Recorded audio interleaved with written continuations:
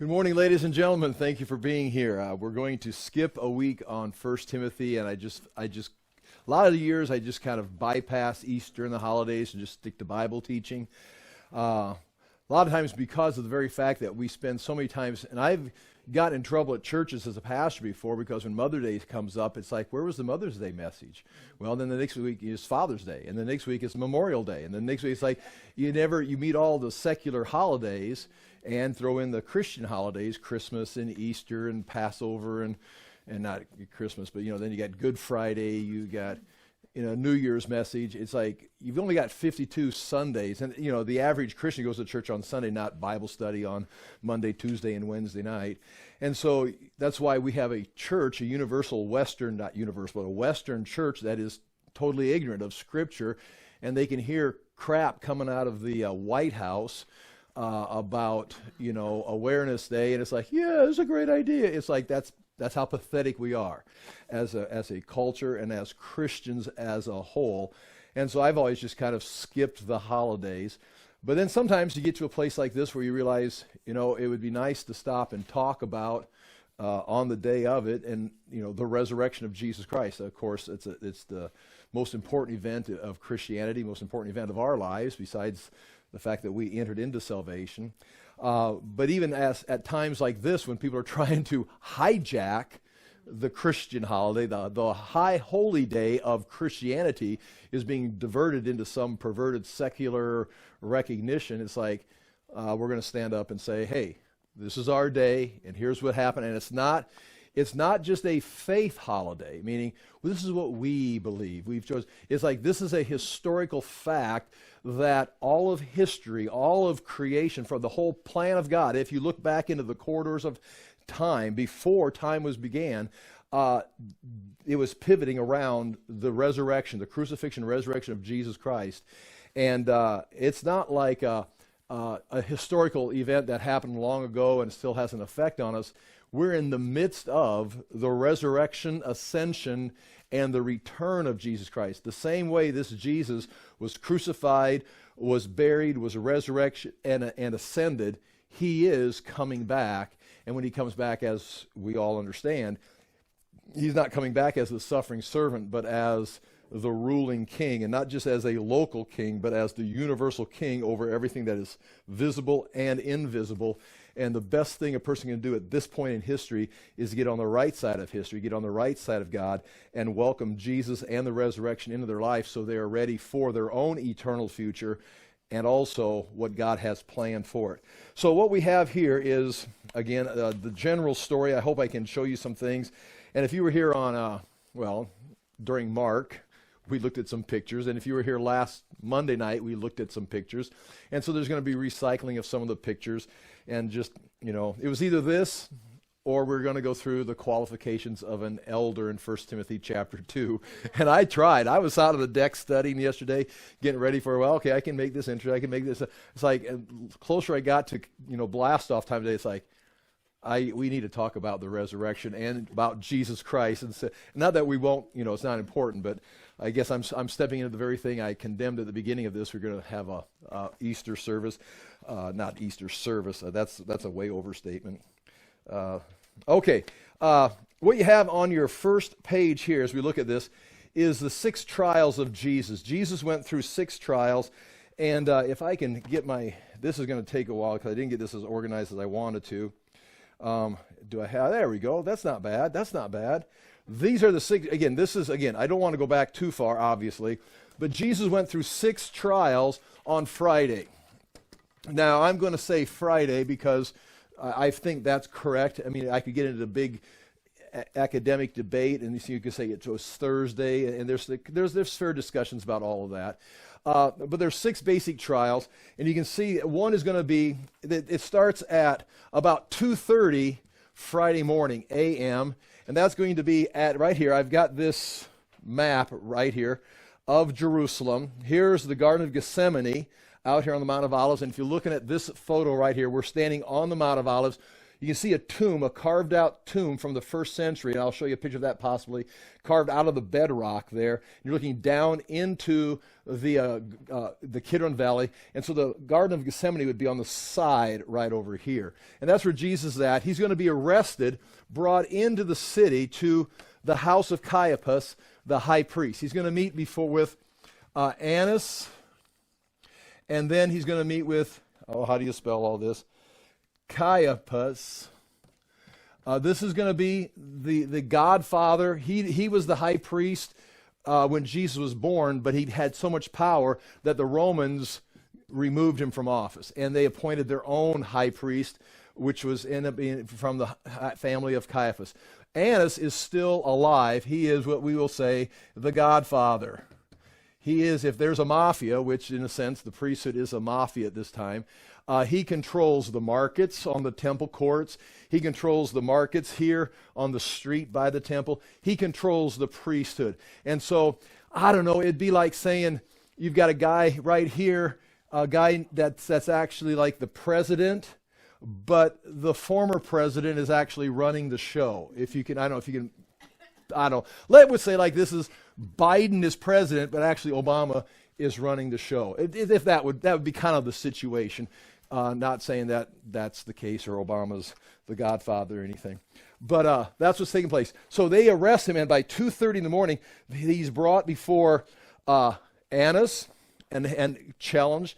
And then they bring him to the high priest, who's going to hear him. And then he's going to be taken to the Temple Mount, the Sanhedrin. So there's two trials there, about, let's say, 5:15 in the morning. So this goes on, let's say, 2:30 to 3:30 or 4:30. That's where you got Peter denying him and John being let in, all this kind of stuff taking place. We could read all of that. Then he goes to the Sanhedrin. And this is a quick assembly of because they can only meet after sunrise. So they're going to meet on the Temple Mount in some room on the Temple Mount. Of course, once they find him guilty, this is where the high priest tears his garments, up here where it says, are you the Son of God? He says, you'll see me coming on the clouds of glory, and he tears his clothes, the high priest saying, we've heard it from his own lips. They're trying to get him to condemn himself. And basically he says, I am, and you're going to see me coming back in clouds of glory. They take him to the Sanhedrin, who then find him guilty of blasphemy, worthy of death, but they can't execute him, so they've got to take him to Pilate. Okay, and I've changed my map here over the last few years. I used to have Pilate being at Fort Antonia, which could be, but that seems like, as I've studied it more like a garrison, it seems like when Pilate would come to town, and he would be mostly over on the coast by Caesarea on the seacoast, he would come for the holy days because of all the commotion here, the governor, and he would stay at Herod's palace, which is right here on the west wall. Now, don't confuse. This is the western wall of the Temple Mount where they pray. This is the west wall of the city. You can still walk down here. You can even see part of this. Well, you can see this palace. You can even see the steps possibly on the outside of this wall where Jesus would have stood in that area where Pilate would have heard him. And that's going to take place, the first case, about 6 o'clock. So it doesn't take long. The sun comes up, they find him guilty, they send him across town to Pilate, and they want him to be condemned. Pilate asks him a few questions, finds out he's from Galilee. It's like, oh, good news. Always trying to avoid the political pitfalls, which everyone would do if they're a politician. I don't want to get into this mess. You're from Galilee, and so Herod happens to be in town, so we'd say about 6:45, he's sent over to Herod Antipas, who is to be staying at the Hasmonean Palace. Now, the Hasmonean Palace would be the Maccabees who took over, and they became the royalty and the priesthood. They were very wealthy, very powerful, but Herod married into that family, and so they kind of inherited this Hasmonean Palace. This is a very, very nice palace, and he would have been sent over. See, it's not that far. He would have gone over here, and that's where Jesus basically ignores Herod. Herod wants to see some kind of miracle and talk to him. Jesus just stands there and ignores him, and then sends him back. He sends him back to Pilate. And that would take place about 7:30 to 8:30 in the morning, because as we know, the Bible's pretty clear, Jesus is on the cross at 9 o'clock on Friday morning. So he stands before Pilate, goes over to Herod, Doesn't get any response. Herod gets no response. Sends him back to Pilate, and Pilate then appears to the crowd and says, hey, he washes his hands, you know the story. Washes his hands and says, I find nothing wrong with this man. So Jesus has gone through these trials. Annas and Caiaphas, the high priest, could not find anything wrong with him. These people had to lie and make things up. Pilate is so worried about him that it's like he doesn't want to deal with him. Here, go over to Herod. Herod gets nothing. He sends him back to Pilate. Pilate says the man is innocent, washes his hands of it, even talks to Jesus about what truth is. And Jesus, as you know, stuns him by saying, you know, guy, if my kingdom were of this age, my servants would fight. But it's not. In other words, Pilate, your kingdom and my kingdom don't even intersect. My kingdom is over here above this. Your kingdom is right here. You're fine doing what you do in your kingdom. If my kingdom were of this age, I would take it from you. But it's not. It's from another age. It's a different kingdom. And so my servants are fighting for something completely different. He basically tells Pilate, I'm no threat. And Pilate, who is a Roman, he's not as twisted and perverted as the Herods, and not as religiously protective as the priest. He's looking for justice. He's looking for Roman law. He's looking for truth. He's wise, and he realizes there's nothing here. This is jealousy. These are people coming against Jesus, and so Pilate says he's innocent. I wash my hands, and they won't let it go. So as you know, it's like, I'll set someone free. And they asked for Barabbas, someone that was in rebellion towards the Romans, who had actually murdered people, was an insurrectionist, some kind of a terrorist. The Sicarii, they were the daggermen. They would stab people in the crowds trying to get the Jews. It'd be like going into a mob of people and then killing a few people to start a riot. So the Romans would have to come in and put down the riot, which would then make all the middle-class Jews mad, and they would start a revolt against Rome. They've been trying to start a revolt against Rome throughout Jesus' lifetime, but it never could get started. And the Sicarii, which Barabbas would be one of them, would try to, they're like little terrorists that would go into a group of people, cause a commotion, so the Romans had to come in and overreact, and once the Romans overreacted, everyone would then fight against them. Well, that's who's in prison and who gets set off. And he is actually a criminal. And at 9 o'clock, Jesus is placed on the cross. Now, he's taken out this gate right here. The gate going right out here. Now, this is not confusing. And again, you may find it interesting, you may not. But we're talking about and we're not just talking about faith in the Easter Bunny and Jesus and Tinkerbell. We're talking about an actual historical event that took place, that our salvation, that history is revolving on, that we're still waiting for a completion of it to occur. And so this is a real place. I've walked in these places. This is not like some speculation. Like I used to have Pilate meeting here at Fort Antonia and Herod meeting over here at Herod's palace. That's in the framework book. This is a change in the framework. I moved. This made no sense eventually. The more I learned, it's like that's a garrison. That's just like a bunkhouse for soldiers overlooking this. And Pilate is not going to go stay at the barracks. He's like, royalty, not royalty, but he's the governor. He's going to stay at Herod's personal palace. Well, Herod Antipas is going to stay at the family palace, which would be the Hasmonean. So that's an adjustment I made. So what we've got going on, instead of coming from here via Dolorosa, the trail, Jesus walking out here to the site of the crucifixion, he would have gone from here out this gate, and this wall is the wall of 30 A.D. Eventually, the wall is going to be built out and around here before 70 AD, before Jerusalem falls, is going to be extended. So at this time, this is a road coming into town, coming from Emmaus, coming this way. And the Romans would have their public service announcements, like, these are the criminals, here's what happens if you disobey. And there's these guys rotting on crosses. It's like, whoa, okay, we better not speed in this city. We better not, plunder a Target store. We better just follow the rules, otherwise we'll end up on a pole here like these guys were. So Jesus taken out with two other guys that were scheduled to be executed and was put on a cross right out here in front of the city gate. Outside the city, but going to be inside. And it was a garden. It was an old quarry. They had gone through in Old Testament times, like 200, 100 BC, and they were quarrying stones. There's actually good limestone there, and they're taking those and using them for building projects. Eventually, the quarry stones got poor. There's a crack going through it, so it's like we're done. This is exhausted, and so they've got this quarry right here. And what they did, archaeology have found that they brought in a bunch of dirt and created a garden there so they could grow plants. So it'd be like greenery. You're coming into the city, you don't want to dump there. They've got like green, and then they turn it into a burial place. They started carving. You can't carve the rock for a limestone, but you can carve the limestone for burial benches and burial chambers. And so they're carving stones or carving tombs in there. And we can still see some of them right there. And that is where we come up with that's what you see on that first page. I got a picture of some crowns of thorns. Let's see what happens if I get some pictures going here. This takes place right there's the map. There's the same map right there. There's the crown of thorns. I took this picture on the Mount of Olives. Those are thorns growing on the Mount of Olives. So they put a crown of thorns on him.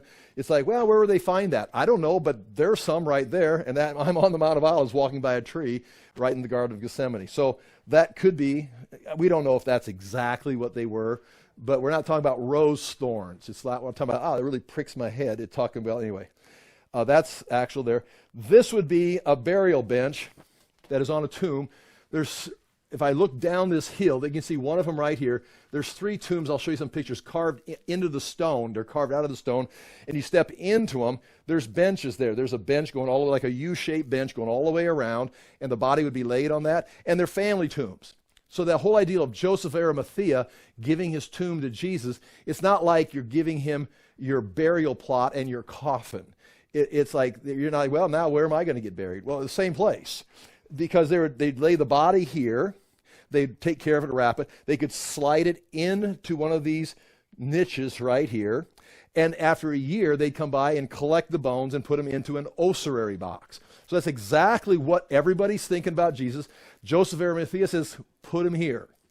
And he's fully going to come back. Later, the ladies come and put, spices on his body. So you have as the flesh decays for a year, you've got that the aroma of the fragrance, very expensive and very powerful, so it doesn't, have a hideous odor.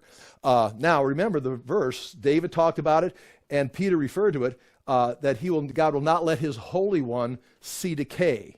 And that's one of those prophecies of the Old Testament, that when the Holy One comes, he's going to suffer, he's going to die. Oh, but he won't see decay. Well, standing here, you put that in perspective, the Messiah is going to come, he's going to suffer, he's going to die, he's going to, like Isaiah talks about, he's going to make atonement for the sins, but yet David says, yes, but when he's dead, he's not going to decay.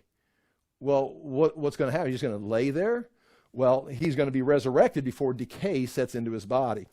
Okay, so that's one of the tombs that would have looked similar to Joseph of Arimathea. I'll show you some more things. But this is actually still there from the first century. When Jesus talked about the religious leaders being like whitewashed tombs, he's talking about some tombs that we can see here. This would be one of them potentially. I want to show you this one. This is a very important one. This is inside of it today. That's Jesus' burial bench. There's a rolling stone tomb. You see it right here. That's up in Galilee. But they found that they're putting a road. You see a road going right around here. I tried to cut the road out, but there's a road goes right here. They're putting a road in. And as you go by, it's like, whoa, here's a first century tomb.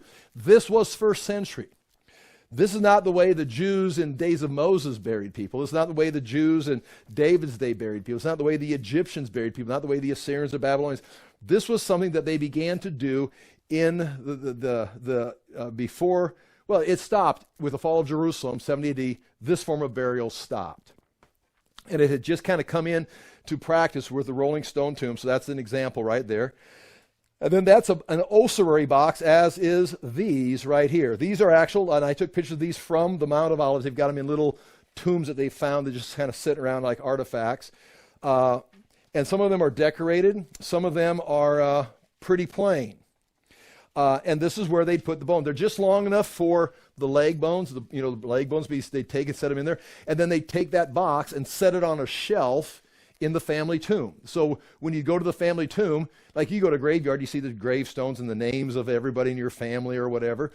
You'd go here and they'd be on this is, Bob's bones, and this is Sarah's bones, and and they'd have, a few years ago, you know this. I'd like to stop and show you more about this. They found Caiaphas' tomb. South of Jerusalem, like right here, go this way a little bit further. They're making a park. I'm pulling this off the top of my head. It had a road grader or a bulldozer or some kind of heavy equipment, and all of a sudden it falls in. It collapses in on a tomb like this. It falls in, and on the shelf were boxes, highly decorated, which right away they knew this is a rich person's tomb. This is not just the average, guy getting his bones stuck in a box. And one of them, it had the name Caiaphas on it. And in there was, guess what? You lift the lid up. Oh, he did see decay. His bones were there with no flesh. And so they have his ossuary and they have his bones today. That's just flat out amazing. But anyway, these are ossuaries. They have found an ossuary that has got the name really, it became a controversial situation for a while because it's so spectacular. It actually went to court on a couple different occasions. The archaeologists, everybody's trying to decide if it's legitimate. And what it says on it says, James, brother of Jesus. It's very simple, James, brother of Jesus. And right away, now listen, if you find an ossuary box, or you find one of those Rolling Stone tombs, it's roughly from 50 BC to 70 AD. I mean, they did not do this in 300 BC. They did not do this in 75 AD because Rome destroyed Jerusalem. So it was a new practice that they were doing. So it fits in this window. So Jesus, the description you have in the New Testament, is not going to be something they wrote in 300 AD or 400 AD because they wouldn't make sense. It'd be like us creating the resurrection account and describing the funeral and the burial process. It'd be pretty clear the way we talked about it. This sounds like, modern America. This sounds like the 21st century. They're talking about digging in the soil, burying a coffin 6 feet. It's like, no. So what is described in the Bible fits this time period. Going back to the James ossuary, the big question was there patina in the carving of James, brother of Jesus? And that patina is the growth that takes place of just the aging process. Because if you would have cut it in real clean recently, like try to doctor it up, you can't recreate that patina. So they've got microscopes and they've got everybody evidence. And after the court case and all the scientific evidence, they cleared it. Says this is, because again, you got value. How much is this worth? Who does it belong to?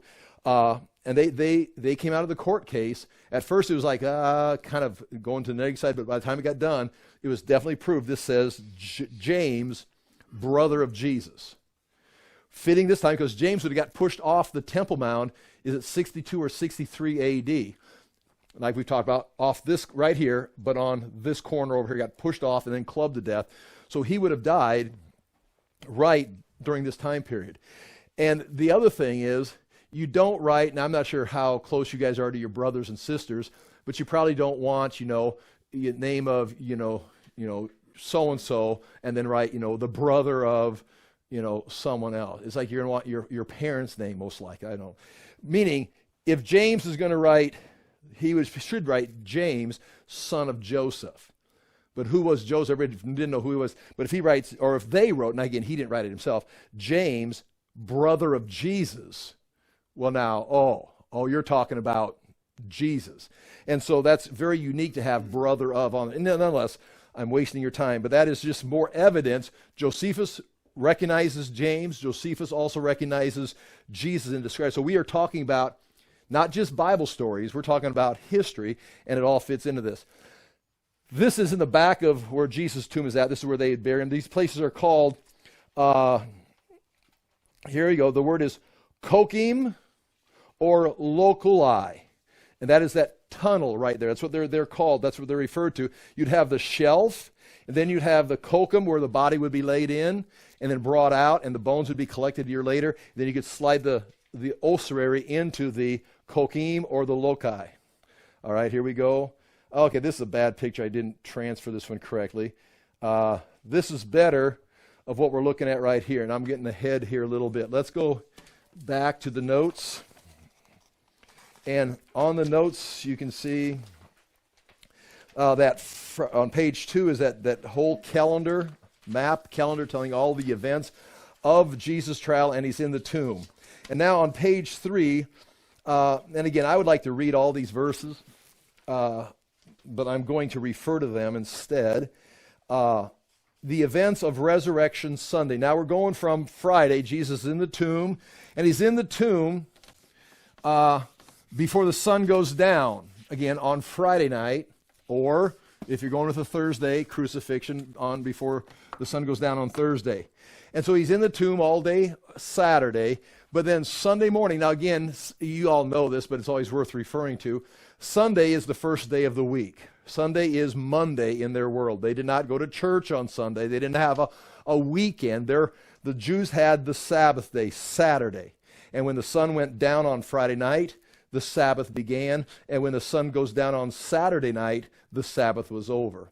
And so when Monday or Sunday the sun came up, it's heavy traffic, traffic jams. Everybody's going to work, listen to your morning radio program. You're on your way to work. So it's Sunday. And sometime during the evening or the morning before the sun came up, however this takes place, I've got them written down here, Jesus is going to be resurrected. Jesus is alive. And again, he comes out of the tomb. And again, when he comes out, he's spiritual in the sense he can walk through the stone, but he's also physical because he can eat food and they can touch him, they can feel him. So he has got a resurrected body. It's one of those things that we'd consider a mystery, just like the Trinity. To explain the Trinity, 3 in 1, well, we can talk about it, but it's beyond our understanding. We can talk about what it was like before time began. Before time began, there was God the Father, God the Holy Spirit, God the Son, and they're what? They just sat there forever and ever. Well, no, they can't sit there forever because time hasn't begun. They're just there. Well, what's there mean? I don't know. My mind is trapped in time in a spectrum of going from this point to this point. I was somewhere yesterday, but I can remember it, but I can't go back there. I know I'm going to be somewhere different in a few hours, but I can't go there. When I get there, I won't be able to come back here. So I'm on this conveyor belt of time moving here, and I've got memories, I got things I'm going to do, and so it's hard for me to explain, before time began, this is what it was like. It's like, well, there's no things, there's no material, there's no time, there's no gravity, what's that like? Well, you don't know what it's like. It's a world you can't describe. Now, Jesus is going to come out of the grave resurrected in a physical body that's spiritual, that is unlike his former body, but exactly the same body, but in a resurrected state that's going to live eternally as a physical man. So he is God in a human body, in a resurrected state, in a body that is not going to die, that can't decay, but yet he can eat food, he can experience time, he can experience eternity, and he comes out so it's like, did he roll the stone away? Did he the angels have to let him out? Or it's like, he's alive in a completely different dimension, of which we are, in a sense, already part of. Today, we are seated with Christ in heavenly places, but yet we're all waiting for that day that we do die and have to transfer into that spiritual state and have a resurrected body. And even when we transfer into that spiritual state after death, we're still waiting for the great resurrection. There's still a day coming where everyone will rise from the dead. So there's many things going on here as we look at this that I don't think it's wrong to just identify it as a mystery. I understand this. Now I'm showing you some hardcore structures, rocks, tombs, ossuaries. We got historical facts. So we're talking about real things. But what takes place here is the universe is revolving around these events beyond anything we can understand. Okay, the events of Resurrection Sunday. This would be the day we're celebrating right now. About 4:45. Now that is not a biblical time, but you got the sun coming up, and the Gospels record the women left when it was dark. And then here's the skeptics. Well, one gospel says the women were going to the tomb and it was dark. Another was talking about the sun was up. Well, I used to that's never been a problem for me because I used to have a paper route when I was a child. I would get up and deliver papers beginning in the morning in the dark, and by the time I got home, the sun was up. And so it's like, well, I thought you said it was dark. Well, it was, but the sun is coming up, so it's going to get brighter and brighter. It's going to be day. And so if you want to be a stupid skeptic, well, look, the Gospels don't even agree. Well, one's writing, the women leave in the darkness, and as they got to the tomb, the sun was rising. It's like, how's that happen? Well, let me tell you about a paper boy. It's like, it's not, if you've ever got up, maybe you sleep too late, but about 4:45 a.m., so you can look at right around the time, and we do know the day of this because we can match it to, and again, this is a big deal, but yet it's not, is it's happening on Jewish holidays. It's happening on Passover. It's happening on the feast, unleavened bread. Thank you. And these are happening on holy days, which would be nice if we would keep them on those holy days, that we would celebrate the Last Supper, the resurrection, the crucifixion on those days of the Passover feast. So we could keep it in context, because all those Jewish feasts were real, talked about a historical event in remembrance of the Exodus or whatever, but we're also pointing towards an ultimate fulfillment in the future. And this resurrection is one of the ultimate fulfillments of what was prophesied. Now, there's other feasts that are yet to take place, which you should put in your notebook. These feasts haven't been fulfilled prophetically. They've happened historically. They've been celebrated and are being celebrated, but yet that fulfillment hasn't happened yet. Well, maybe you should stay in tune, because if all these other events are happening on holy days of the Jews, will the other events happen on those days also? I don't know. Nonetheless, we know from Bible class on Monday nights, the Roman Catholic, or the Roman Church, before they were Catholic, they wanted to celebrate it, Easter, on the first Sunday after the equinox of March, unless that equinox was on a Sunday, in which case it would be the Sunday after the Sunday of the equinox. And so that's today. But the Asian Christians, like John, Philip, and those churches that they established, including Polycarp and Papias, they celebrate it like the apostles taught them, on the Jewish holidays, on Passover, which means, just like Christmas could be on a Monday or a Tuesday or a Thursday. And so they were celebrating their holy days, or their Easter, their Good Friday and their Easter celebrations. Maybe they'd start fasting on Monday and then break their fast on Wednesday. The next year it might be Tuesday to Thursday. And Rome, for some reason, couldn't stand that. The local Roman church is like, we've got to have it. And again, it makes sense. We want to celebrate Jesus' resurrection on the day of the week, Sunday. But if we were following the Jewish calendar, we would be celebrating Easter sometimes on a Wednesday, sometimes on a Thursday. It's like, would that be strange? Well, it'd be a lot like Christmas. It's like, it's on the 25th. It's always on a Saturday. It's like, it's around the calendar, so we would adjust. But they were so adamant about it that there was a church division, there's a church split, and the Council of Nicaea, when they decided that Jesus was the Son of God, eternal Son of God, not Arius, but Athanasius Creed, they also brought in and says, we're going to affirm this belief, or this, that the church is going to celebrate Easter on the first Sunday after the equinox, unless the equinox is on a Sunday, in which case it'll be on the Sunday after the first equinox on a Sunday. And so that's why we're all over the calendar, and yet we're standing here when we get all done celebrating. Passover's here in a couple weeks yet in April, because it's always on in Nisan. Nonetheless, Sunday is when this happens, and Sunday is what we remember. So, is that a big deal? No. Is that a big deal? Could be. It's like, it decides on where you want to come down on it. And I could argue that it doesn't really matter. Or I could build a case that it's a big deal because we've screwed up remember the sun and moon and stars were put in place to mark seasons? And that word seasons is the same word Moses established the feast, the seasons. So they're put in place to mark the feasts and the seasons. And then we say, oh, we would rather have it be on Sunday. It helps out for the marketing. It's like, well, again, that's not the reason they did it. One of the reasons the Roman church did this is because if the Asian church started celebrating it when they did, they would be fasting for a couple days, and then on the day of the resurrection, breaking their fast, having a feast, celebrating the resurrection. Meanwhile, across the sea, Rome is still like in sackcloth and ashes and fasting. It's like, it's not right for us to be fasting while you're celebrating the resurrection when we're still waiting for the resurrection. It's like, you don't even have cell phones. I mean, no one's even posting this. How do you know? Now in our world, it's like people are, oh, happy Easter. It's like, oh no, we're still mourning.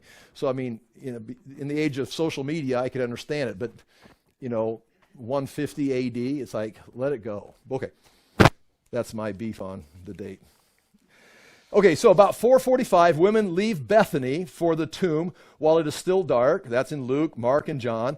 Mary Magdalene, Joanna, Mary the mother of James, Salome the mother of James and John, they're the ones that show up. And a lot of these are relatives. These would be like Jesus' aunts. At sunrise, about 5:15, there is an earthquake, which if we were to put a time on the resurrection, we would say 5:15 on that Sunday morning, because there's an earthquake. There's an earthquake. Jesus is raised from the dead. Again, I write that. The Bible doesn't say he was raised from the dead. I'm putting that in there. Meaning as the sun was just coming up, there's an earthquake, and that is the resurrection. An angel rolls the stone back. That's in the text. The soldiers see the angel and fall down. Their fear temporarily immobilizes them. Then they run off to report the event to the priest. Now this story is surrounded with evidence of legitimacy. The fact that the soldiers, there's no execution of the soldiers, the fact that the soldiers report that the priest tried to cover it up, because were there any eyewitnesses of the resurrection? Roman soldiers. And they would have gone and says, oh, this just happened. And that truth, just like any time the truth is spoken, is going to have an effect on your heart whenever the truth is spoken. So when they come and say, this is what happened, and the priests hear it, they don't report to their supervisors, they report to the priest. What are we going to do? And the priests now get not a testimony from Peter and James and John or the women. They get a report from the tomb that this happened. And we felt that it's like we were paralyzed. And there's still probably some sign of fear in their story because it's just been a few moments. And the priests are going to say, we got you covered. Just say you fell asleep, and we'll grease the wheels from there. Now, that would be execution. Just say you're a loser. Just say you're a loser as a Roman soldier, and you fell asleep on the job. But we'll make sure that gets passed. I mean, just take it and present us with a crappy policy that's destructive to everybody, but we'll make sure it passes. And that's exactly what they're doing. So these guys have to come and say, we fell asleep and he escaped. Okay, well that still doesn't make sense. Or we fell asleep, we were overpowered by these three fishermen. Well, no, if you go back to the story, the fishermen are hiding because they're the next ones get tacked up. Who's coming is the women. So the women overpowered you? Oh man, this is not really sounding very, it's like, but nonetheless, they had it covered up. Okay. Mary Magdalene runs ahead to the tomb to get someone to roll the stone away, which once again shows the tremendous faith that they've got. She runs ahead to make sure that Jesus is already alive. No, she runs ahead because the women are going, there's no way we're going to be able to move that stone. So Mary goes ahead to see if she can line up some help to get the stone moved so they can get to work right away. And so are they anticipating, is there any sign that any of the apostles or the followers are like, well, no, I'll just wait here because I know Jesus is going to come back alive today. The men didn't believe it. The men were afraid that they're going to die. The women were going to the tomb to put ointment on the body because he's dead. In fact, he's so dead, we need someone else to move the stone for us to get into his dead body. So no one's going out there prepared for a hallucination. It's like they're going out there to see a stone and a dead body. And when they get there, it's not at all what they expect. So this, well, they imagined, they fantasized, they wanted to be, you just think, I want it to be true, I want it to be true. They weren't even thinking it to be true. They're thinking, Jesus is dead, now what do we do? So we're not making fun of them. We're not saying they don't have faith. We're saying just like you and I, they're confused. I believe, but none of this makes sense. This is what I believe. I trust God, but everything on the ground here looks like nothing's true. But I'm going to continue to follow, and all of a sudden things start happening. So there's several things in here that make it, that this is not a fabricated story. Nonetheless, Mary runs ahead to get the tomb open. Mary finds the tomb open. John 20, verse 1, she gets to the tomb is open. Mary runs to tell Peter and John in Jerusalem. So she runs to Peter and John, who are in Jerusalem, praying and fasting and waiting for the resurrection. No. They may not have slept that night. They're probably taking turns watching the house or the door, making sure they don't get arrested. About 5:30, the other women, Joanna and Mary, the mother of James, complete their walk from Bethany and arrive after sunrise. And again, they're walking a couple of miles. So to leave in the dark and arrive after sunrise is not even a difficult proposition. They enter the grave because the stone's been moved and find it empty. An angel appears to the women at the tomb. So they walk in and they're like, what's going on? Now an angel pops up and appears to them. The angel gives the two women a message for the disciples. The women leave to tell the disciples. They turn and go back. Now they're going to go into Jerusalem.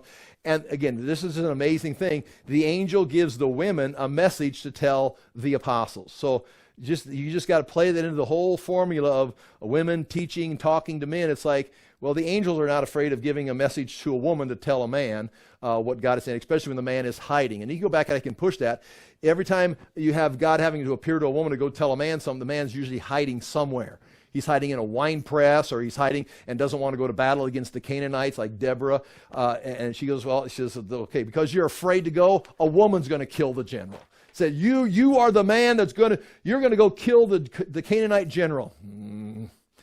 Yeah, I ain't going to go unless you go. Deborah, you coward. Because you won't go, a woman will do the work. And that's when Jael pins the general's head to the ground with a spike.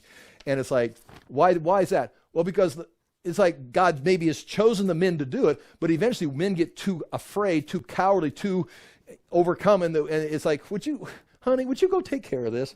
And they do. It's like, well, God can use a woman, especially when a man's hiding in a wine press or hiding behind a woman or hiding behind a door. The women are over here moving stones and going to the body, and the men are like, oh. So, again, don't take too much out of that, but just consider what I said.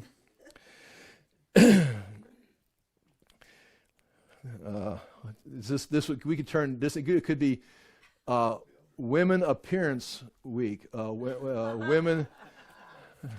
What's that word? Appearance? Right, not recognition. Visual, that's going on with the, what's that day? Awareness. It's not awareness. Is it awareness? I thought it was like visually seeing him. Okay, I'm trying to be visibility. Yeah, see, Easter is Women Visibility Day.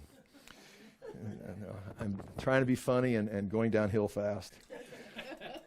Don't be humorous during an Easter message. Okay. Angel gives women a message for the disciples. Peter and John have heard Mary's report. They run to the tomb and find it empty. And again, what's interesting in the book of John, remember what it says right there. John reports that John got there first. I mean, John's right. He says, and John arrived, the one disciple Jesus loved got there first, which I'm not sure why he wrote that, but I know why I would write that. If me and Pat were going, I'd say, me and Pat were running, and I got there first. Just to let you know. They run to the tomb and find it empty. Mary Magdalene follows them back to the tomb. Mary Magdalene has arrived at the tomb. Peter and John have gone back into Jerusalem. Jesus appears to Mary Magdalene in the garden by the tomb. So the disciples, they get there, they see it, and they leave to go back to tell the other disciples. Mary's still there at the tomb, and that's where Jesus appears for the first time to someone. He appears to Mary. Jesus appears to the other women, Mary, Salome, Joanna, as they were on their way to see the disciples. And then Jesus, on point 12, Jesus appears to Peter. That's in Luke and recorded in 1 Corinthians 15. Sunday afternoon, Jesus appears to two men on the road to Emmaus. And we had a map up here of the road going to Emmaus. So they're walking, and Jesus walks with them. They don't recognize him, as you know the story, until they sit down to eat. And he breaks the bread. They recognize, and then he disappears. Again, this was not something Jesus did during his lifetime, just disappear on people. But now he's appearing, disappearing, traveling, at the speed of thought, speed of light, probably speed of thought. 14, Sunday afternoon, Jesus appears to 10 of the disciples in the upper room, and Thomas is absent. Obviously 10 because Judas is no longer available, and Thomas is absent. The other resurrection appearances in the scriptures of Jesus, 1 week later, Jesus appears to all 11 disciples, and Thomas is there and believes, which again is an interesting conversation. I mean, it's like, he says, touch me. I mean, it's like Thomas needs some proof, and Jesus is not afraid to give, go ahead and touch me. He says, I have flesh and blood. Jesus appears to 7 disciples on the Sea of Galilee. And that was the original command. I still haven't totally figured that out. But go tell my disciples, I will see them in Galilee. So in other words, the women's message was, tell my disciples, I'm going ahead of them to Galilee. I mean, there's nothing about popping in on you here on the road to Emmaus. I want to see you in Galilee. And so finally, after all of these other appearances, they finally go to the Sea of Galilee. And they appear, or Jesus appears to the disciples on the Sea of Galilee. Jesus appears to the 11 disciples on a mountain in Galilee. That's in Matthew 28:16. Jesus, according to 1 Corinthians 15:7, Jesus appears to his brother James. And 19, Jesus appears and teaches his disciples in Acts chapter 1, and Jesus appears at his ascension. So in Acts chapter 1, you can put those two events together, but he may be teaching them, but there also is, he appears at the ascension. And that is his appearances. Jesus appears to people after his resurrection. Here's a list that going all the way down. And you've got, go down to like the 10 disciples, like 6, 7 lines, 7 disciples of Galilee. Oh, I'm about halfway down. To more than 500 believers, 1 Corinthians 15:6. There's a time that is not in the Gospels that Paul says that Jesus appeared to more than 500 at one time. Which again is not, you can have someone have a hallucination, but you can't have 500 people see the same thing. And Paul says, when he's writing 1 Corinthians, which is 55 AD, he says, and many of them are still alive. Meaning, he's telling the Corinthians who are doubting the resurrection, because the Corinthians they believe in Jesus' resurrection, but they want to make it all spiritual. They're having a hard time that this was a physical resurrection and that we will be physically resurrected ourselves. And Peter says, well, this is the case. That's the gospel I preached to you. That's the gospel you believed, and that's the gospel that saved you. Now, to go back and change that means you're nullifying the power of the gospel that you believe.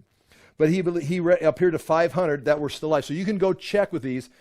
He would be telling them. James, the Lord's brother, is listed. The 11 disciples in Galilee. The 11 disciples at his ascension. He appeared to Stephen at his martyrdom. He saw Jesus. He saw him in a vision. He appears clearly to Saul or Paul on the road to Damascus. He appears to Paul in Arabia, according to Paul's teaching himself, that somehow Jesus was in communication with him while he was in Arabia. He appears to Paul in the Jerusalem temple in Acts chapter 22, where Jesus makes some kind of an appearance to Paul. He appears to Paul in the prison in Caesarea, Acts 23, and he appears to the Apostle John in Revelation 1. Those are the scriptural accounts of Jesus appearing to the someone. On the next page, page 4, I don't have time to do a good job with this. I actually cut and pasted this just off of a website. And it gives you all the sources. But I just gave you a list of biblical references of Jesus' resurrection that you can test and look at the storyline. But these are people who wrote early in the 1st and 2nd century that are writing, and the only way their story makes sense is if the resurrection was true. And they write about it. Thelos, a historian who wrote about the eclipse of the sun in 55 AD, appears to be trying to make a connection that was the eclipse that happened at Jesus' crucifixion. Pliny the Younger, we studied this a few weeks ago when he's writing back and forth to Emperor Trajan. We've got their letter. We've got the letter from Pliny to Trajan, and we've got Trajan's written response. And they're talking about how to deal with Christians. The lives of the Caesars. It says in the book of Acts that Aquila and Priscilla had been driven out of Rome because of Claudius's decree that the Christians had to leave, or the Jews had to leave. Because of the commotions that were taking place in the synagogues in Rome, the Jews could no longer be there. And probably the commotion was that very thing that we saw many synagogues split was the arrival of the gospel and the resurrected Messiah to the Jewish synagogue. Some would believe, some would totally reject it, and now you've got this infighting, and it became violent. And so the Jews all have to leave, and that's why Aquila and Priscilla end up in Ephesus, or Corinth. And that is recorded by Suetonius, and he says right there, it's written here, expelled the Jews from Rome because of trouble caused by Chrestus, which historians believe is a misspelling of Christ. The Jews were driven from Rome. Aquila and Priscilla themselves, it's recorded in Acts that they were driven from Rome with all the Jews. And now the Roman historian writes, why were they because of Chrestus. Chrestus was causing, it was dividing all these synagogues. Well, they think, everyone agrees, that Chrestus is their way of saying Christos, the Christ. Again, they had very little understanding of what was going on. We just know it's that Christos guy. And it's like they didn't know he was dead and resurrected. But anyway, they record the same thing that Acts records. Now you can imagine, if it's a fiction, it's a fairy tale, how did it make it all its way to Rome, where the synagogues were splitting, and the Roman emperor had to make a decree on his city because of the resurrection? And that's again a very huge case. You got some other ones going down there. You can read those, but including Josephus. Josephus. Here, I got on page 6. On page 6. About this time there lived Jesus, a wise man. This is in Josephus. If indeed one ought to call him a man. For he was one who performed surprising deeds and was a teacher of such people as accept the truth gladly. He won over many Jews and many of the Greeks. He was the Christ. And when upon the accusation of the principal men among us, Pilate had condemned him to a cross, those who had first come to love him did not cease. He appeared to them, spending a third day restored to life, for the prophets of God had foretold these things and 1,000 other marvels about him. And the tribe of the Christians, so called after him, has still to this day not disappeared. And that would be Josephus writing after 70 AD, sometime between 75 and 90 AD. Some people think that was implanted, or written in there by Christians later into his text.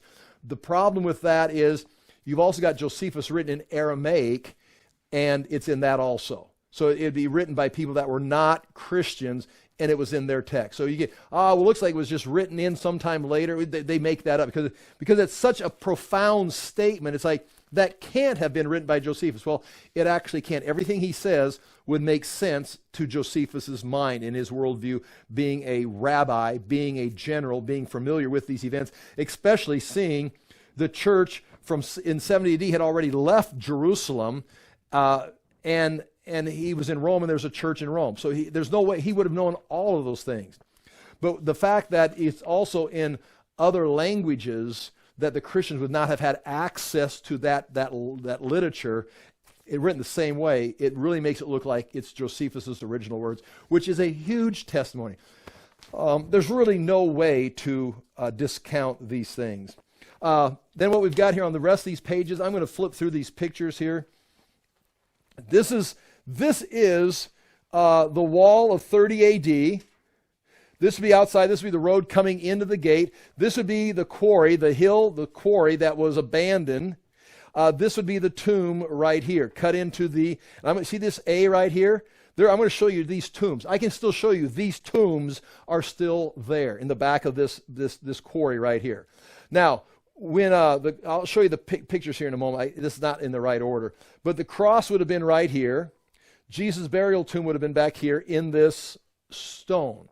Now, when 70 AD, Jerusalem was destroyed, They came back, they rebuilt, and by 132 the Jews start a second revolt against the Romans, and that would be where Vespasian comes in between 132 and 135 and has to defeat the Jews a second time, which is amazing. I mean, how can you recover that fast? And the Romans have to lay down legions of troops who gave their lives to destroy Jerusalem a second time. Well, Hadrian is so finished with the Jews that he destroys all their holy sites, plows the city. The Jews can't come back into the city. It's illegal to be in the city if you're a Jew. So it becomes totally Christianized, or it had been. But this was a holy site, and he builds over the top of this a retaining wall. Just like this is a retaining wall, the Temple Mount is a retaining wall. See, that's the Mount Moriah, goes up like this.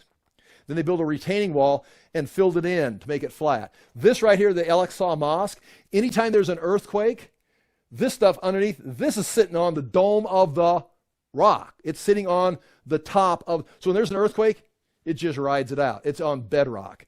This is all fill. As this, you see how it tapers down?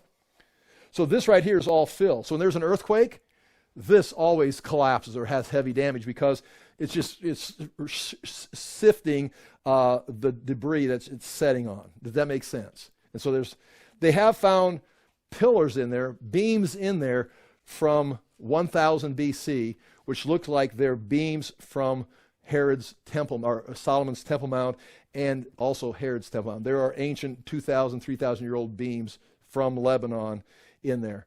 Some of them have been burnt. We talk about it later. But nonetheless, that's a retaining wall. Hadrian builds a retaining wall around Calvary. This whole thing builds a platform, and over the top of the crucifixion builds a temple to Venus and builds a temple to Jupiter over the burial place. That's what takes place there.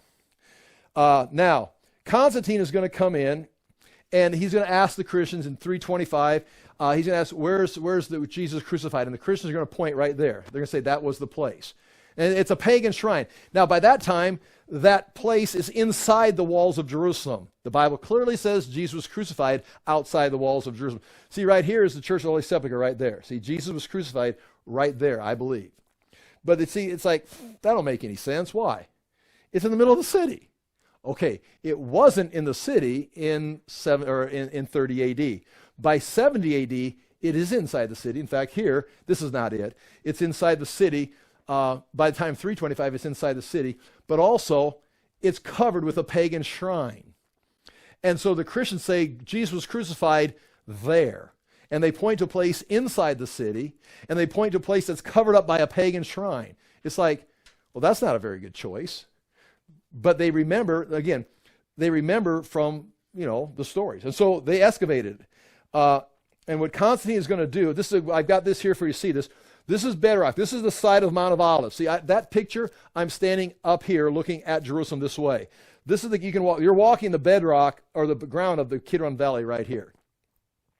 Then they carve into the stone. This tomb was there when he says, your whitewashed sepulchres, this was a tomb. But you see right here, they cut out that square, and they didn't put that in there. That's carved like I said the other night, like Mount Rushmore. That's part of the stone. They just built a building out of stone. That is what Constantine is going to do. This is also, there's several tombs right along there. Okay, here it is again. There's a close-up view. You can see how the walls are built there. It's cut out and decorated. There's another one. See that cap right there? That you can see right there. You can see that cap right there? That's this. And that's me standing there. And then you can see the wall cut out. That's all bedrock. It's just decorated bedrock. That's what Constantine's going to do to Jesus' tomb. The little area that you go in, he's going to carve everything away on this side, and just have a little sepulcher, a little building where Jesus' burial place is going to be. That's what Constantine's going to do. And here it is. Here's the dome. Here's Calvary. This is 325. This is Calvary where the stone was.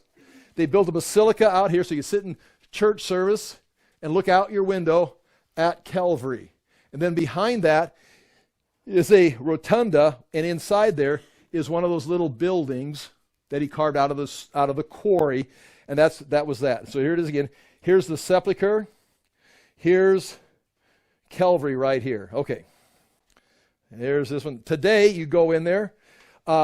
His got tore down by the Persians. Today, you go in this door right here. You can go up these stairs, and you can go up here. There's a Latin and a Greek altar, and you can see Calvary stone, the top of the stone here. You walk across here. Here's where the tomb is. Back in here, you see right here, the first century tombs right here. I'm going to show you that. This is the floor plan of the Church of the Holy Sepulchre. This is me right here underneath the Greek altar touching. That's Calvary stone right there. See, it's built up over it. That you can actually touch it. You can. I'm touching Calvary stone, like I said on Monday night, trying to be funny. Here's a piece. I chipped off a piece of it. No, but I didn't. But that's that. Now look how close it is. That's Calvary. There's the tomb.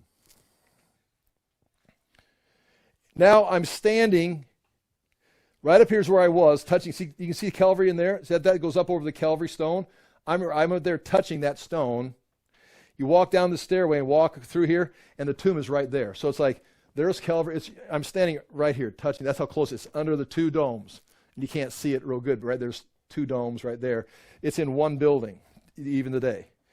That's the way it used to look. The wall, 30 A.D., Calvary, the road coming into the city, and the garden with the abandoned quarry, Joseph of Arimathea.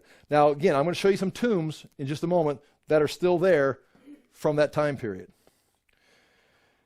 That's the Church of the Holy Sepulchre. That's Calvary over this part. There's the tomb right there. See, that's a little rotunda, the little building he carved out of the stone. Now, the Muslims are going to come in around 1000 A.D., and they're going to crush that little building, cover everything up, just crush it. And the Christians are going to come back, and the Crusaders are going to have a victory, win Jerusalem. They're going to pull all that rubble out, and they're going to find what was still left was the part of the burial bench and a couple of the walls of that rotunda, that little building. This is the back of it, right back here. This is built on top of it. But this was the original. This is very small. This is about this big. This is the trim, the baseboard, the molding going around the whole Constantine. This is the original Constantine Sepulchre. This is all broken off at that point and covered up. The Crusaders took it out. It's right there. In fact, if you look right here, that's me reaching underneath there, touching it. This is the tomb. They had to rebuild it. This is not the original. They had to rebuild it. But the burial bench is right in there, which has been covered up. But this is where it was originally. Now I'm inside the tomb of Christ. And what you look at right here, none of this is original.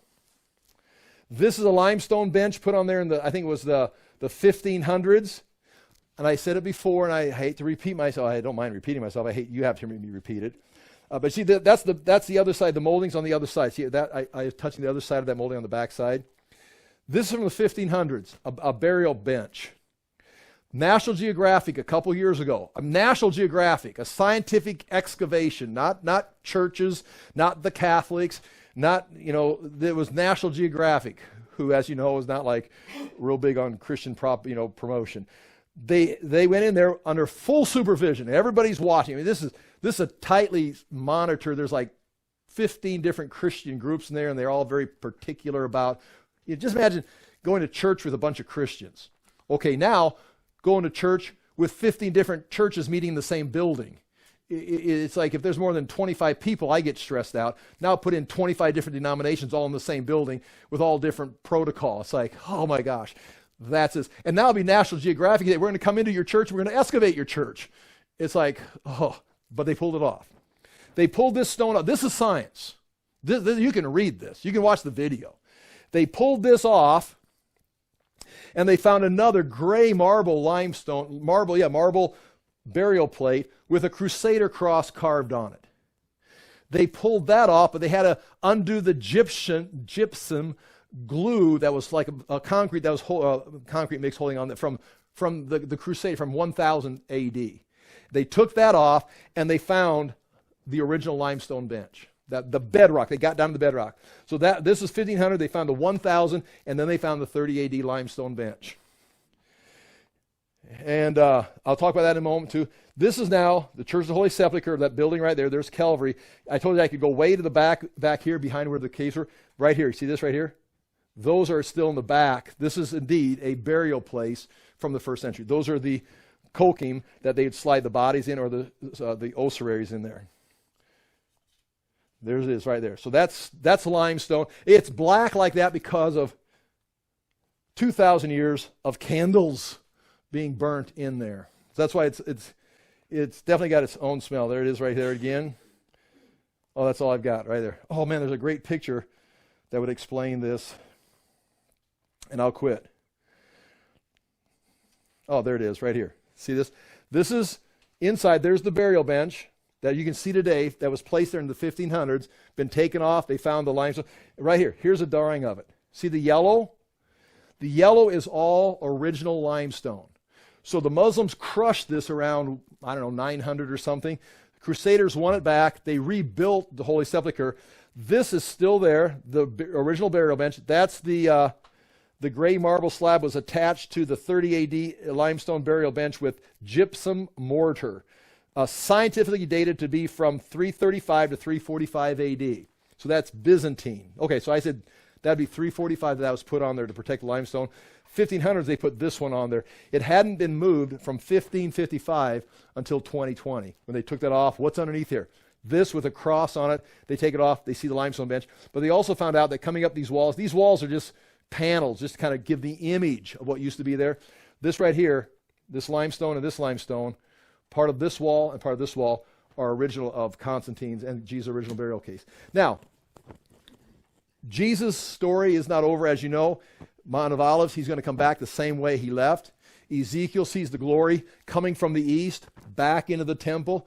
Paul talks about Jesus appearing out of heaven to fight against the Antichrist. Got Revelation, he says, every eye will see him. This same Jesus who was resurrected, ascended, is coming back. And we're in the middle of the story.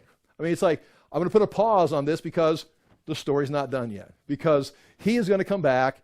It's not an ancient history. We are in the middle. We're in an age between the resurrection and the return of Jesus Christ. And it's nice to have this background because the story gets even better as we continue. I'll pray and we're finished. Father, do thank you for the chance to look into these things. We thank you for your word. We thank you for the assurance that Jesus Christ is alive. And we do thank you that we have the opportunity to place faith and have the transforming power of the Holy Spirit in our own lives, that we can live again, but we can also be transformed into the image of Jesus Christ and serve you at this time in history. We do look forward to our future and ask that we would share it with others, that they too may join the kingdom of God. In Jesus' name we pray. Amen. Thank you for your patience. Thank you for coming.